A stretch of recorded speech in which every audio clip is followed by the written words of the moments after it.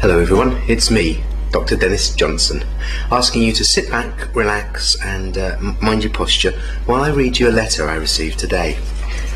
Dear Dr. Dennis Johnson, I slept with one of those new loose types of girls at a party, and when I woke up in the morning I had terrible pains.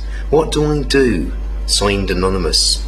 Well, congratulations Anonymous, you've become a man. As you probably know, sexual disease was discovered in 1981 by doctors on Dynasty, starring the lovely Joan Collins. And since then, doctors have been at the forefront of sitting idly by and watching everyone else catch it. So answer me this question. How many sexual partners have you had? Now, how many have you really had? You see, the reason I'm prying is to get you to understand a simple fact.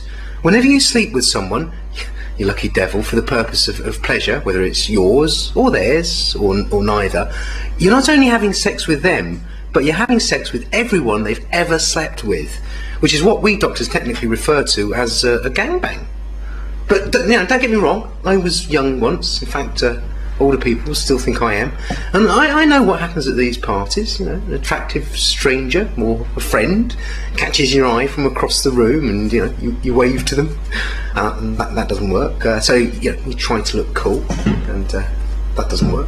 So you summon up the courage to approach them, and you make some shallow conversation, and for a while, just to get her in the mood, and that doesn't work. So you keep drinking, and then unfortunately you blurt out a tactless and blatant demand for sex at full volume, and the next thing you know, you're in bed together. And being religious, you haven't bought any condoms, and she can't afford them, and sadly that empty packet of crisps beside you on the bed has got a hole in it.